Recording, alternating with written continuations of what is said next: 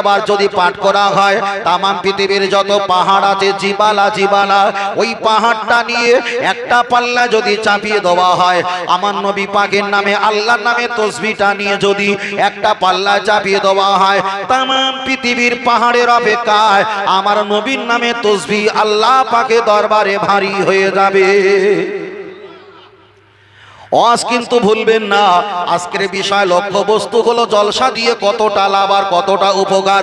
নবী আমার একটা হাদিস শরীফে বললেন কোন ব্যক্তি যদি আদবের মাহফিল জলসায় কোরআন হাদিসের অনুকূলে ওই জায়গায় আসতে গিয়ে যদি কেউ মারা যায় অতএব কোন ব্যক্তি তাকে হত্যা করে দেয়, কেউ সাইকেলে কেউ বাইকে কেউ হেঁটে কেউ টোটোয় করে আত্মীয়র বাড়ি এসেছে জলসা মাহফিলে আসবে বলে আসতে গিয়ে যদি নিজে স্ট্রোক হয়ে কোনো কারণে যদি মারা যায় অতএব কোনো শত্রুপক্ষ যদি তাকে হত্যা করে দেয় নবী আমার একটা হাদিস শরীফ বললেন মাম্মা তাফি সাবিলিল্লাহি ফাহুয়া শাহিদ ওমান কুতিলা ফি সাবিলিল্লাহি ফাহুয়া শাহিদ। এই দুটো আঙুল যত গায়ে গায়ে পাশাপাশি মাহফিলে আসতে গিয়ে যদি মারা যায় অতএব যদি কেউ তাকে মেরে দেয় কিয়ামতের জান্নাতে কিয়ামতের ময়দানের পর আল্লাহ পাকের দয়ার জান্নাতে ওই উম্মাত আমি নবী থাকবই এতই কাছাকাছি। জোরে বলেন। চলেন আমি আপনাকে আর একটা বলি, কিতাবটার নাম হলো আতাবুল মাসাজিদ। হাদিসটা আবু হুরায়রা থেকে বর্ণিত। আল্লাহর নবী বলেছেন কোন ব্যক্তি যদি আদবের মাহফিলে বসে থাকে যদি কিছুই না বলে আদবের জলসা মাহফিলে যদি সুন্দরভাবে বসে থাকে ওয়াহিদুন ইসনানি সলারু বা খামসা তিসআ ওদের বাপ মা দাদা দাদি নানা নানি এই ছটা মুরব্বির কবরে যদি আযাব হয় কোরআন হাদিসের মাহফিলে আর এই জায়গায় যতক্ষণ বসে থাকবে ওই ছটা মুরব্বির কবরে আযাব অতক্ষণ আল্লাহ এই কোরআনের মাহফিলের দিকে তাকিয়ে মাপ রেখে দেবে। এবার আপনি বলেন জলসা দিয়ে লাভ না ক্ষতি? চল না কি নাই আমি আপনাকে বোঝাতে চেয়েছি তাহলে জলসা আমরা দিয়ে অবশ্যই লাভ অবশ্যই লাভ। আমরা এখানে ওয়াজ নসিহত করছি ছেলেদেরা সুন্দরভাবে পরিষ্কার পরিচ্ছন্নতা ভাবে বসে আছে, কেউ কোনো লাপালাপি করে না, কেউ কোনো হট্টগোল করে না, চিল্লা চিল্লি করে না। মায়েরা পর্দার আড়ালে বসে বসে কোরআন হাদিসের কথা আদবের সঙ্গে সারা তারা শুনছে। যতক্ষণ শুনবে নবী আমার একটা হাদিস শরীফে বললেন কিতাবটার নাম হলো ফতোয়ায়ে মুজমা, যে ফতোয়ার মুজমা যদি আমাদের সমাজে 10টা যদি মাওলানা থাকে তার ভিতরে একটা কি দুটো মাওলানা ওই ফতোয়ার মুজমার কিতাব পড়ার যোগ্যতা রাখে। ওই কিতাবে এসেছে যদি কোনো ব্যক্তি এখান থেকে নিয়ে আল্লাহর কাবা শরীফ 8,500 কিলোমিটার রাস্তা মদিনাতুল মুনাওয়ারা মসজিদে নববীতে বসে বসে আল্লাহর নামে যদি চুপ করে বসে যদি ইতিকাফ করে তাসবিহ তেলাওয়াত করে আমার আল্লাহ যতটা নেকি দেবে। ওই ফতোয়ার মুজমাতে এসেছে ছেলে মেয়ে বিয়ে বাচ্চা পর্দার সঙ্গে শরিয়াতের কথা একটু আদান প্রদান করলে শিখিয়ে দিলে জানিয়ে দিলে মসজিদে নববীর ইতিকাফের অপেক্ষায় আল্লাহ তোমাদের প্রতি আরো বেশি রাজি হয়ে যাবে। তাহলে এত বড় গুরুত্বপূর্ণ জায়গা, যে জায়গা এক সময় আমার আল্লাহ ফেরেশতাদের ডেকে বললেন একটা নসিহত করা শুরু করলেন, ফেরেশতারা হাজির হলো। আমার আল্লাহ পাক বললেন ও আমার ফেরেশতা আমি আল্লাহ তোমাদের কাছে ওয়াজ নসিহত করছি, আমি একটা মাখলুক সৃষ্টি করতে চাই। ফেরেশতারা বলল আল্লাহ করার প্রয়োজন নাই, আমরা তো আপনার ইবাদত করব, তাসবিহ তেলাওয়াত করব। আমার আল্লাহ ওই মজলিসে বলেছিল আমি যা জানি তোমরা তা জানো না, তোমরা তা জানো না। তাহলে আমার আল্লাহ খুশি হয়ে আনন্দ করে আমাদেরকে সৃষ্টি করেছে বান্দা হিসাবে। ও বাবাজিরা আর যে বান্দা হিসাবে আমাদেরকে আল্লাহ সৃষ্টি করেছে ওই ফেরেশতার জন্য আমাদের কিছু করা লাগে না, বরং ফেরেশতারা আমাদের গাইড দেওয়ার জন্য নিযুক্ত কাজে আল্লাহ ব্যবহার করেছে। আর একটু জোরে বলেন।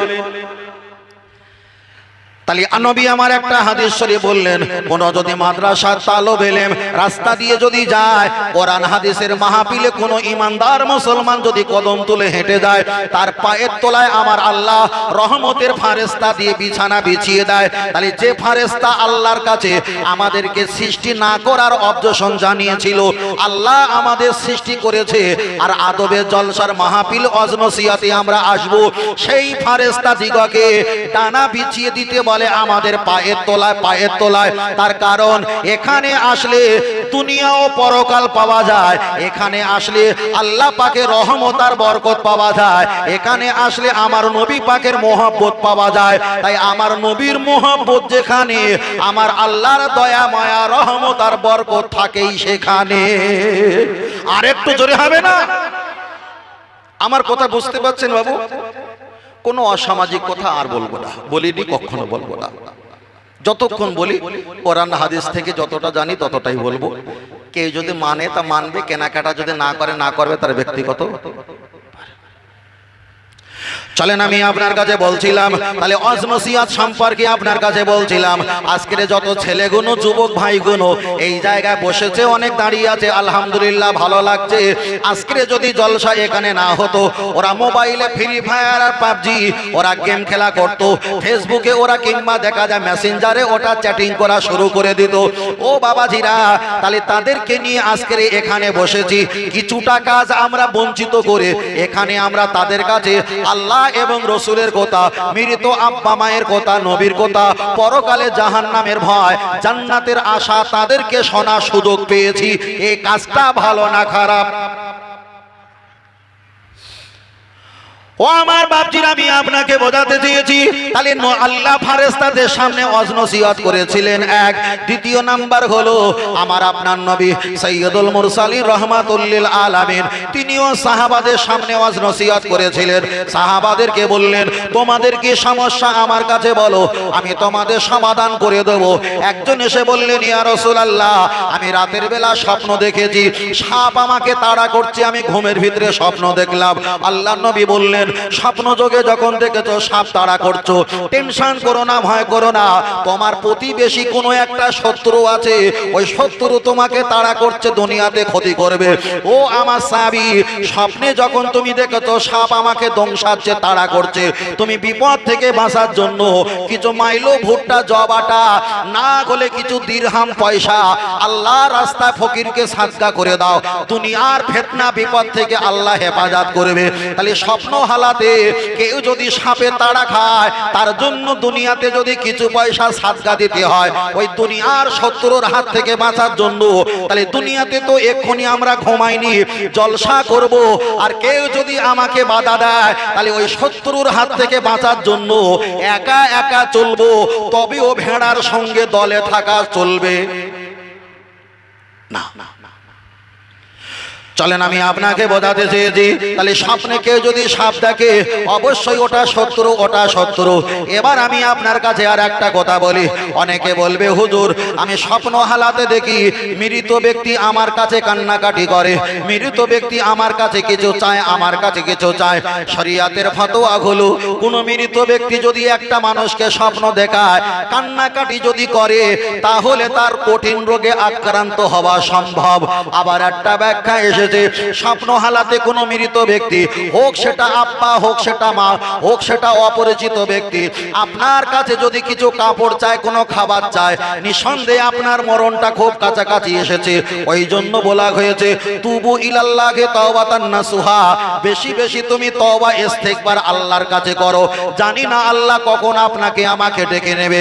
তাই দয়ার নবী মুহাম্মদ সাল্লাল্লাহু আলাইহি ওয়াসাল্লাম প্রতি নামাজে 20 বার করে তওবা পাঠ করতেন প্রতি ওয়াক্তে। তাহলে 5 ওয়াক্ত হলো 5 করে আল্লাহ নবী সারা দিনে কমপক্ষে 100 বার করে তওবা শরীফ পাঠ করতেন। তাহলে নবী তো আমাদেরকে শিখিয়ে গেছে তোমরাও তওবা শরীফ পাঠ করবে, তাহলে আমাদেরকেও দিনে অন্তত 100 বার 20 বার করা দরকার। তার কারণ হলো আমরা গুনাহ করতে ভালোবাসি, আর তওবা করে আল্লাহর কাছে ক্ষমা চাইলে আমার আল্লাহ ক্ষমা করতেও বড় ভালোবাসে।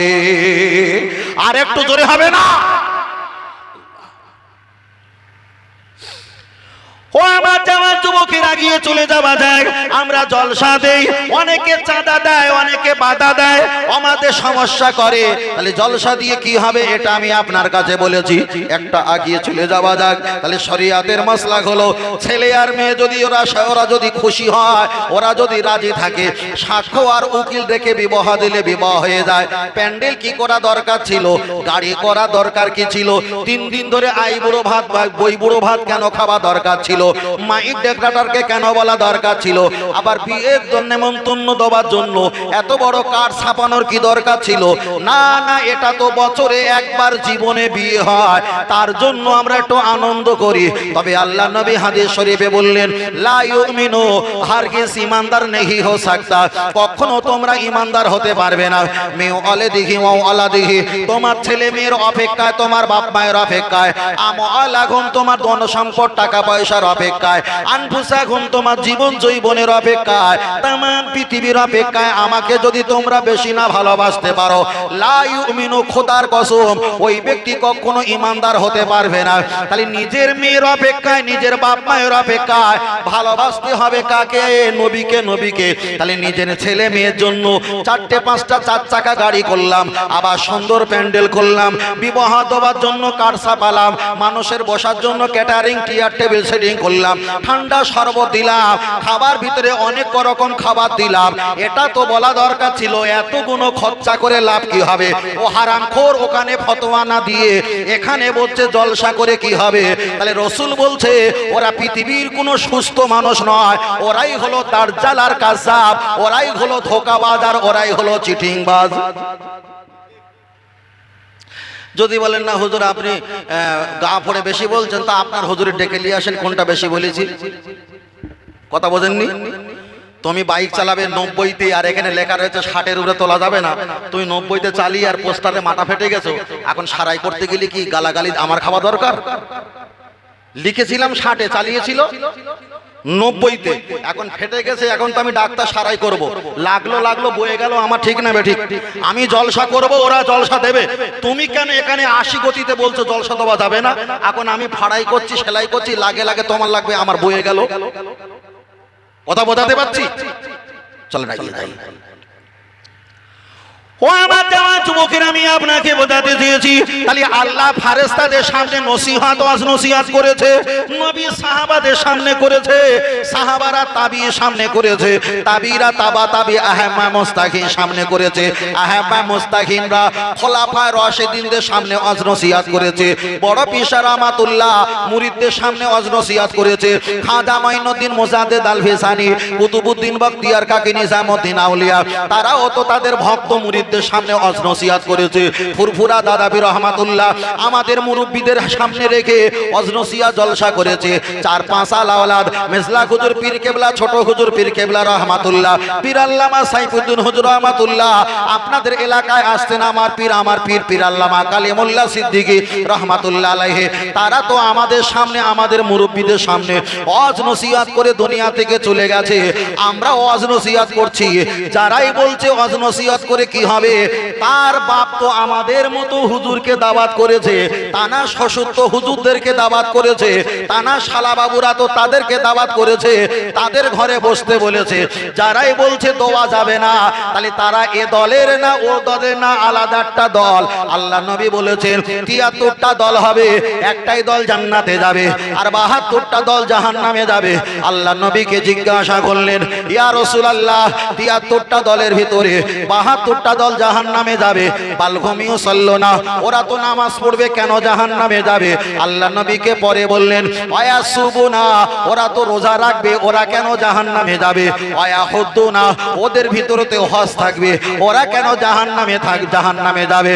আল্লাহ নবী বললেন 72 নম্বর দল যারা জাহান্নামে যাবে, ওদের ভিতরে নামাজ থাকবে, রোজা থাকবে, হজ থাকবে, নামাজ থাকবে, দাড়ি থাকবে, টুপি থাকবে, সব থাকবে, আল্লাহ ওদের ভিতরে থাকবে, কিন্তু থাকবো না শুধু আমি আমি আমি আমি আমি।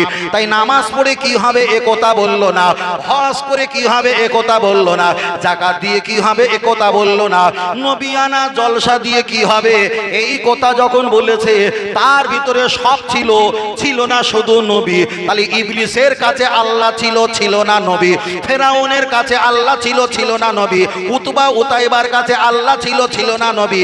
আবু জাহেলের কাছে আল্লাহ ছিল, ছিল না আমার নবী। তাহলে আল্লাহ মানলে ইমানদার নয়, নবীকে মানলে আমার আল্লাহ মানা হয়ে যায়। আর একটু জোরে হবে না? তুমি যে আল্লাহরে মেনেছো, এই আল্লাহ ফেরাউনও মেনেছিল। তাহলে তুমি যদি জান্নাতে যাও, ফেরাউনেরও জান্নাতে দেওয়া দরকার আছে না নাই? আছে আছে আছে। এটা হলো বাক্য রচনা। পরীক্ষায় লেখার জন্য কবিতা মুখস্থ করে, কবিতায় সবচাইতে কম নাম্বার থাকে, প্রশ্ন উত্তরে কম নাম্বার থাকে, আর বাক্য রচনায় বেশি নাম্বার থাকে। কেন? বাক্য রচনা করতে গেলে একটু ব্রেন, একটু জ্ঞান বেশি ক্ষয় হয়। যেমন মাছের যারা কাঁটা মাছ বিক্রি করে, মাছ আড়ো নাকি মাছ বিক্রি করে, ওরা যে মাছের ডাক দেয়, ওই 2 ঘন্টায় ওদের যা ব্রেন খরচা হয়, একটা স্বর্ণের দোকানে 1 বছর ধরে যদি ব্যবসা করা হয় অতটা ব্রেন খরচা হয় না। যারা মাছ কেনাকাটা করে আমার কথার সঙ্গে এক মিল হবে। আল্লাহ আল্লাহ। ও আমার বাপজিরা, চলেন আমি আপনাকে বোঝাতে দিয়েছি। তাহলে আপনার কাছে আমি প্রথম বক্তব্য রেখেছিলাম জলসা দেওয়া ভালো না খারাপ। তাহলে একদিকে আমি ভালো বলেছি, আবার একদিকে যারা বলেছে খারাপ তাদের পরিণীতা করেছি। চলেন একটাবার আগিয়ে যাওয়া যাক। আল্লাহ নবী, আল্লাহ নবী কোরআন তেলাওয়াত করতেন। নবী আমার হাদিস শরীফে বললেন, মান কোরা আল কোরআন হারফান ফালাহু আশরু হাসানা। কোরআন শরীফের 8টা অক্ষর পাঠ করলে আশরাতুন হাসানা, আমার আল্লাহ 10টা করে নেকি দেয়। নবী যখন বলেছে কোরআন তেলাওয়াত করলে আল্লাহ শরীর শক্তিটা ভালো রাখে, আল্লাহ কামাইতে রুজিতে অর্থতে বরকত দেয়, এত কিছু যখন বলেছে, ফেরাউনের গোষ্ঠীগুলো বলেছে খবরদার খবরদার, কোরআন হলো জাদু, কখনো শুনতে যাবে না। আল্লাহ নবী যখন মসজিদে নববীতে এক জায়গায় বসে আল্লাহর কোরআন সুন্দর কণ্ঠে যখন তেলাওয়াত করছে, যারাই আলোচনা করেছিল শুনবো না, তারা মনে করলো 3 জনা তো জানেন আমি রাতের অন্ধকারে একটু শুনে আসি। আবার তার ভিতরে আর একজন বলল, কেউ তো জানবে না, আমি একা এক সাইডে গিয়ে শুনে আসি। 4 জনা 4 কোনায় গাপটি মেরে সব কোরআন শুনছে। পরে দেখা হয়েছে ও এসছে ও এসছে ও এসছে।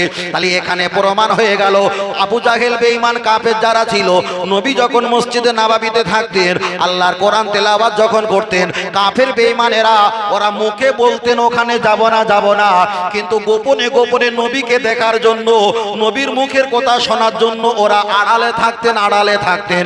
ও বাপজিরা, তাহলে এখানে আমরা নবীকে দেখতে পাইনি, এখানে আমরা রসুলকে দেখতে পাইনি। এখান থেকে মদিনা শরীফ হলো 8500 কিলোমিটার রাস্তা, নবীকে আমরা দেখতে পাইনি। তাই নবীকে দেখার জন্য কাফের বেঈমানেরা রাতের অন্ধকারে ওদের দলের লোকের গোপনে গোপনে নবীকে দেখে মনটা ভরে নিত, কিন্তু আমরা নবীকে দেখতে পাইনি। তাহলে উচিত ছিল তো নবীর কথা যেখানে আলোচনা হচ্ছে, নবীকে দেখতে না পেলে নবীর কথা আলোচনা শুনে নবী দেখার স্বাদ মিটিয়ে নেওয়া ঠিক না বেঠিক? যে নবীকে দেখতে পাইনি, অন্তত নবীর আলোচনা শুনে এটা স্বাদ মেটাই। কপাল পোড়া, কপাল পোড়া। ও আমার বাচ্চারা, আমি আপনাকে বোঝাতে চেয়েছি, আগিয়ে চলে যাওয়া যাক। শাশুড়ির নামে সমালোচনা করলে তুমি যদি শ্বশুর বাড়ি যাও, ডিম আর পাবে না, সকালবেলা পরেটা আর পাবে না, শরবত পানি আর পাবে না, তুমি আর নাস্তা পানি পাবে না। বন্ধুর নামে যদি সমালোচনা করা হয়, তোমার আর ফোনে রিচার্জ করে দেবে না, টাকা তোমার ধার দেবে না, বাইকে করে অন্য জায়গা মেলায় তোমায় ঘুরতে নিয়ে যাবে না। এমপি এমএলএ প্রধান নামে সমালোচনা করলে আইলা লাইলার বাল দেবে না, খাদ্য সুরক্ষার টাকা দেবে না, কন্যাশ্রীর টাকা দেবে না। যদি আপনি প্রধানমন্ত্রীর সমালোচনা করো, হয় পিস্তল না পাকিস্তান না কবরস্থানে যেতে হবে, এই এলাকায় তোমার বাস হবে না। তাহলে দুনিয়ার কোনো মানুষের সমালোচনা করলে আমাদের আর ইজ্জত দেয় না, ইজ্জত দেয় না। কিন্তু মানুষগুলো এত বোকা আর বোকা আর বব্বর, ওরা সমালোচনা করে নবীন নিয়ে নবীন নিয়ে নবীন নিয়ে। আমার আল্লাহর কোরআন 29 পারা সূরা মুলকে বলে দিয়েছে, নুন অল কলামি ওয়া মা ইয়াসতুরুন মা আনতা বিনিমাতি রব্বিকা বিমাজনুন। ও আমার বান্দা, জেনে রেখে দাও, পৃথিবীর 1000 ব্যক্তির নামে তোমরা সমালোচনা করলে একদিন তোমরা মাপ চাইলে মাপ পাবে, কিন্তু আমার নবী নিয়ে মন্তব্য করবে না, সমালোচনা করবে না। আল্লাহ আপনার হাবিব নিয়ে যদি কেউ মন্তব্য আর সমালোচনা করে কি হবে? আল্লাহর কোরআন 29 পারা সূরা মুলকে তাহলে সূরা নুনে বলছে, যারা আমার নবী নিয়ে সমালোচনা করে, নিঃসন্দেহে আমি আল্লাহ প্রমাণ করছি তাদের জন্মের গোলমাল আছে আছে আছে আছে। তাহলে আল্লাহর কোরআন দেখা যায় সূরা নুনুল কলামি ওয়া মা ইয়াসতুরুন, খোদ আল্লাহর কোরআন বলছে নবীর নামে যারা সমালোচনা করে তাদের জন্মের গোলমাল আছে আছে। তাহলে আজকের নবী দিবস দেওয়া হবে, আজকের ওয়াজ নসিহত করা হবে, এখানে কোরআন হাদিসের কথা বলা হবে, এখানে নবী আম্বিয়াদের কথা বলা হবে, এখানে পীর মাশায়েখের কথা বলা হবে, দুনিয়া যারা জীবিত আছে তাদের উপকারের জন্য দুটো কথা বলা হবে, যারা কবরে চলে গেছে তাদের মাগফিরাতের জন্য ফারা ফায়াদাইহি দুটো হাত তুলে দোয়া করা হবে। আর কেউ যদি বলে নবী দিবস করা যাবে না, জলসা দেওয়া যাবে না, তাহলে নিঃসন্দেহে কোরআনের আয়াত অনুযায়ী তাদেরও সমস্যা আছে না নাই? কোরআন দিয়ে বলছি, কোরআন দিয়ে পারলে ঠেকাতে পারো। আর একটু ভারী করে বলছি, হয়নি, রাগ মিটেনি। ও আমার বাতিরা, চলে না গিয়ে যাওয়া যাক। কেউ যদি এখানে যারা বসে আছেন এরা মাগরিবের নামাজ পড়েনি, মাগরিবের নামাজ না পড়লে তাকে গুনাহগার বলা হয় না মুনাফিক বলা হয়? কথা বলেন। মাগরিবের নামাজ, জোহরের নামাজ, আসরের নামাজ অনেকে পড়েনি। কোনো ব্যক্তি যদি না পড়ে তাকে মুনাফিক বলা যাবে না, তাকে গুনাহগার বলতে হয়, গুনাহগার বলতে হয়। আর নবী নিয়ে যারা চায়ের দোকানে, বাজারে, মার্কেটে সমালোচনা করেছে ওদেরকে গুনাহগার বলা যাবে না, যাবে না, ছেড়ে দিলাম। ওদেরকে মুনাফিক বলতে হয়, মুনাফিক বলতে হয়। ও বাবাজিরা, আল্লাহর কোরআন জানিয়ে দিয়েছে, সুম্মাস্তাগফিরনি গফারতু লাকা ওয়ালা উমালি। বান্দা যদি পাহাড় পরিমাণ গুনাহ নিয়ে ওয়াসজুদুলিল্লাহ আমার কাছে সেজদা যদি ছেলে মেয়ের আড়ালে একটু কান্নাকাটি করে আমি আল্লাহ মাফ করে দেব। নবীর শানে যারা বিয়াদবি মুনাফিকি করেছে আমি আল্লাহ ক্ষমা করব না, করব না। তাহলে যারা জলসা দিতে পারে না এটা ছিল আলাদা, যারা চাঁদা দিতে পারে না এটা ছিল আলাদা, যারা দেয়ও না জলসা দিতেও দেয় না এরা আল্লাহর এগনেস্টে আঙুল তুলেনি, নবীর এগনেস্টে আঙুল তুলেছে। আর নবীর এগনেস্টে যারা আঙুল তুলেছে, নবীর নাম যারা মুছে দিতে চাইছে, ও চিরে হিসাব করে দেখো তারাই তো গো সাপে পরিণত হয়েছে না হয়নি? তুমি এখন হয়তো হলে না, কিন্তু কিয়ামতের ময়দানে জাহান্নামে গোসা হয়ে যাবে। ও আমার দেখা যায় বাঁকুড়া জেলার জামাইপাড়া এলাকার সোনার মানিকেরা, আমি আপনার কাছে একটা বার বলছি, আপনাদের এলাকায় সুদখোর আছে না নাই? সুদখোর আছে, লিখে রেখে দাও। সুদখোর যদি মারা যায় তার জানাজা দেওয়া যাবে, তার কাফন পোড়ানো যাবে, তার জানাজা নামাজ পড়া যাবে, তার মাটি দেওয়া যাবে। আপনাদের এলাকায় ব্যভিচারী ব্যক্তি আছে না নাই? নিশ্চয়ই আছে, নিশ্চয়ই থাকতে পারে। কোন ব্যক্তি যদি ব্যভিচারী করে মারা যায় ওর জানাজা পড়া যাবে, দাফন কাফন দেওয়া যাবে, তার জন্য দোয়া খায়ের করা যাবে। আপনাদের এলাকায় অনেক ছেলেরা একটু মদ্যপানি নেশা করে না, করে না, এটা থাকতে পারে সীমিত কিংবা বেশি, প্রতি এলাকায় কম বেশি আছে। তাহলে কেউ যদি মদ খায়, মদ খেয়ে যদি মারা যায়, হানাফি মাযহাবের ফতোয়া হলো তাকে গোসল দেওয়া যাবে, তাকে জানাজা পড়া যাবে, তার জন্য মাগফিরাতে দোয়া করা যাবে। তাহলে একজন সুসাইড করে গলায় দড়ি দিয়ে যদি আত্মহত্যা করে মারা যায় জানাজা পড়া যাবে, শুধু খেয়ে মারা গেলে জানাজা পড়া যাবে। কেউ যদি গলায় দড়ি দিয়ে মারা যায় জানাজা পড়া যাবে, কেউ যদি ব্যভিচার করতে গিয়ে মারা যায় জানাজা পড়া যাবে। এটাই হলো হানাফি মাযহাবের ফতোয়া। কিন্তু আল্লাহর কোরআন জানিয়ে দিয়েছে ওয়ালা তুসাল্লি আলা আহাদিম মিনহুম মাতা আবাদা, তুমি হাজার লোকে জানাজা পড়বে। নবীর ব্যাপারে যারা মন্তব্য করেছে, কাটি লাগালাগি করেছে, এরাই হলো মুনাফিক। ওই মুনাফিক মারা গেলে আমি আল্লাহ ঘোষণা দিলাম তারা জানাজা পড়া হারাম। বাঁদরামো করা ভালো, তবে অত্যাধিক না। ঠেকে গেছে কোথায়? যদি বলেন না আপনি ভুল বলছেন, বলছি 2 ঘন্টা বসে আছি, তোমার হুজুরকে ডাকো, ঠিক না? ঠিক। চলে যাবার পরে যেন কেচের মেচের করো না, তাহলে এক হাত সেলাই করতে গিয়ে আরো 5 হাত ছিঁড়ে যাবে। একে তো গেছে, আরো। ও আমার বাতিরা, চলেন একটা বার এগিয়ে যাওয়া যাক। আমার বাঁকুড়া জেলা সোনার মানিকেরা, আজ আমি আপনাদের কাছে কিছু তত্ত্ব বলি। জলসা তোমার ভালো না খারাপ এই বিষয়ে বলতে গিয়ে আমি অনেকটা লম্বা করে ফেলেছি। তাহলে কোনো ব্যক্তি যদি মুনাফিক হয়, মুনাফিক ব্যক্তি জানাজা পড়া হারাম। কে বলেছে? খোদা আমার আল্লাহ জানিয়েছে। আমার নবী মুনাফিকে জানাজা নামাজ পড়াতে গেলেন, আমার আল্লাহর কোরআন বললেন ওয়ালা তুসাল্লি আলা আহাদিম মিনহুম মাতা আবাদা। ও আমার হাবিব খবরদার, পৃথিবীতে বহু মানুষ মারা যাবে, তার আপনি ইলা শাহামাতি উদুনাইহি আপনি তার জানাজা নামাজ পড়বেন, কিন্তু এই মুনাফিক হারাম করে আপনি জানাজা নামাজ পড়বেন না। আমাকে গালি দেওয়ার আগে, আমার নিয়ে সমালোচনা করার আগে তোমার নিয়ে সমালোচনা বারবার করেছে, আমি আল্লাহ প্রচন্ড রেগে গেছি। খবরদার তার জানাজা নামাজ পড়বে না। আল্লাহ নবী একটু সরে আসলেন, তাকে নিয়ে কবরে যখন দোয়া হয়েছে দয়ার নবী একটু আস্তে আস্তে গিয়ে কবরের কাছে দাঁড়িয়ে গেছে। আল্লাহর কোরআন পরে নাজিল হয়ে গেছে ওয়ালা তাকুম আলা কবরিহি। ও আমার হাবিব, যারা আমি জানাজা পড়া হারাম ফতোয়া দিয়েছি, তার কবরের কাছে যাওয়া এটা কি জায়েজ হতে পারে? না, না, হতে পারে না। আপনি সরে যান। আমার দয়ার নবী কবর থেকে সরে গেছে, আবার দেখলেন হয়তো আল্লাহ আর কিছু বলবে না। আমার নবী সেখানে গিয়ে তো দোয়া দরদ পড়তে যাবে বলে কদমটা তোলা শুরু করেছে। জিবরাইল আবার কোরআনের আয়াত নিয়ে চলে আসলেন, ইস্তাগফিরুল্লাহুম আও লা তাস্তাগফিরুল্লাহুম, ইয়া রাসূলুল্লাহ আপনি মুনাফিকের জন্য দোয়া দরদ পড়বেন না, আল্লাহ হারাম করে দিয়েছে। আমার নবী হাতটা গুটিয়ে নিলেন, আর কিছু করলেন না। জিবরাইল চলে গেল, আবার মনে করলেন আর হয়তো আল্লাহ কিছু বলবে না। নবী এবার ফারাফা ইয়াদাইহি, হাত তুলে একটু দোয়া করতে যাবে। আল্লাহর কোরআন ৪র্থ নম্বরে নাজিল হয়ে গেল, ইন তাস্তাগফিরুল্লাহুম সাবিনা মাররাতান। ও আমার হাবিব, যে মুনাফিক মারা গেছে তার জানাজা পড়া হারাম, তার কবরের কাছে যাওয়া হারাম, তার জন্য দোয়া দরুদ করা হারাম। ইন তাস্তাগফিরুল্লাহুম সাবিনা মাররাতান, তার জন্য যদি ৭০ বার হাত তুলে যদি দোয়া করো, আমি আল্লাহ ওয়াদা করলাম তোমার দোয়া কবুল করব না। এক কথা, মুনাফিকের জন্য আল্লাহ দোয়া কবুল করবে না। ও বাবাজিরা, তাহলে পৃথিবীর নবীরা যা বলে, পৃথিবীর নবীদেরকে আল্লাহ যা বলে নবীরা তাই পালন করে, কিন্তু আমার আপনার নবী আল্লাহকে যা বলে আল্লাহ তাই পালন করে। কিন্তু আল্লাহ মুনাফিক ব্যক্তির উপরে এত খাপা খেপে গেছে, এত রাগা রেগে গেছে, খোদ নবীকে বলছে জানাজা পড়বে না, কাফন দাফন দেবে না, কবরের কাছে যাবে না, দোয়া দরদ পড়বে না। একবার হাত তোলা, দুবার হাত তোলা তো দূরের কথা, ৭০ বার হাত তুলে দোয়া করলে আমি আল্লাহ তোমার দোয়া ফেরত দেবো, কবুল করব না।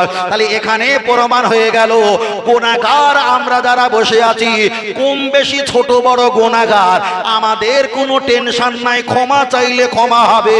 যারা নবী নিয়ে আঙুল তুলেছে, নবী দিবস দেওয়া যাবে না, জলসা দিয়ে লাভ নেই, তাদের তো জানাজা দাফন কাফন দেওয়া, দোয়া করা, কবরের কাছে যাওয়া খোদ আমার আল্লাহ হারাম করে দিয়েছে। তাহলে এক হাত সেলাই করতে গিয়ে বাবাজির ৫ হাত ছিঁড়েছে না ছিঁড়েনি? ঠেকা পারো তা ঠেকা। আপনার এখানে লাইট জ্বলছিল, আপনি হাত দিয়েছেন, কিছু হয়নি। ওখানে একটা চিকিমিকি লাইট জ্বলছিল, আপনি হাত দিয়েছেন, কিছু হয়নি। কিন্তু ট্রান্সফরমার ওখানে একটু মাঝে মাঝে দেশলাইয়ের কাঁটি যেরকম এই বারুদ খসে চলে যায়, একটু ঝিলিক মারে, ওখানে যদি একটু হাত দেওয়া হয়, হ্যাঁ। চায়ের দোকানে হাজার লোকের সমালোচনা করেছো, প্রধান মেম্বার, এমপি, এমএলএ, হাফেজ, আলেম, ওলামা, পীর, মাশায়েখ হাজার সমালোচনা করেছো, প্রত্যেকের গায়ে একটা একটু করে হাত দিয়েছো, ঠিক না বেঠিক? কিচ্ছু হয়নি। তুমি এমন এক ব্যক্তির নামে সমালোচনা করেছো, এমন এক ব্যক্তির জলসাকে তুমি সমালোচনা করেছো, তোমার ওই ট্রান্সফরমার ওখানে হাত দিলে আর জীবন বেঁচে থাকা সম্ভব? সম্ভব? সম্ভব না। মারা যাবে তো। কিভাবে মারা যাবে ব্যাখ্যাটা বলেছিলাম, ফের একটু ব্যাখ্যাটা বলি। আপনাদের এলাকায় ওই যে চারকোনা যে খুঁটি থাকে, কারেন্টের খাম্বা, কারেন্টের খাম্বা, আর মাঝখানে একটা কি মেশিন দেওয়া থাকে বাবু, বড় ভাই? ট্রান্সফরমার, ট্রান্সমিটার বলে, কে বলে ট্রান্সফরমার।